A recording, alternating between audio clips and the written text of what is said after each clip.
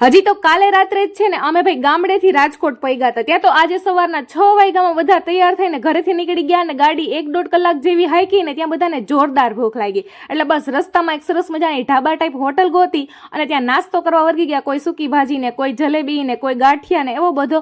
અને હવે આ ડુંગર જોઈને તમને આઈ થિંક ખ્યાલ આવી ગયો હશે કે અમે ક્યાં આવ્યા છે. તો હા ભાઈ, અમે આવી ગયા છે ફાઇનલી ચોટીલા ચામુંડામાના દર્શન કરવા માટે.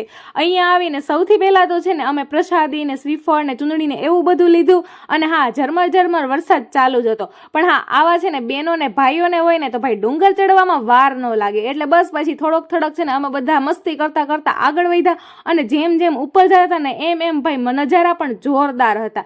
બસ થોડીક જ વારમાં છે ને અમે બધા પહોંચી ગયા. અને ફાઇનલી આ સ્ટેજ છે ને કંઈક અલગ જ લેવલનો છે. ગમે એટલો થાકોડો લાગ્યો હોય ને ડુંગર ચડીને, પણ અહીંયા માતાજીના દર્શન કરીએ ને એટલે બધો થાકોડો ઉતરી જાય. બસ પછી માતાજીના દર્શન કર્યા, મસ્ત બધા માટે વિશ કરી, ચૂંદડી બાંધી. અને હવે અહીંયા આવીને પછી આપણે છે ને ભાઈ મસ્ત ફોટા અને વિડીયોઝ ન ઉતારીએ એવું તો બને જ નહીં. એટલે આપણે છે ને બધાની જોડે મસ્ત ફોટાઝ ને વિડીયોઝ ને ઉતારી લીધા અને મોબાઈલ છે ને ફૂલ કરી દીધો હતો. અને હવે આપણે છે ને ફટાફટ નીચે ઉતરવા માંડીએ, કેમ કે વરસાદનું જોરદાર છે. જો કે નીચે ઉતર્યા ને તો વરસાદ જોરદાર હતો. હવે આ બધા છે ને 1 અઠવાડિયાથી આવ્યા હતા ને હું એની જોડે જ હતી. પણ હવે આ બધાને ચોટીલાથી ફાઇનલી છે ને પાછું સુરત નીકળી જવાનું છે અને મારે પાછું મારા ઘરે રાજકોટ વયું જવાનું છે. પણ રસ્તામાં વરસાદ આખો હેરાન કરતો હતો. તો કાંઈ નહીં, like, share, subscribe. Har Har Mahadev.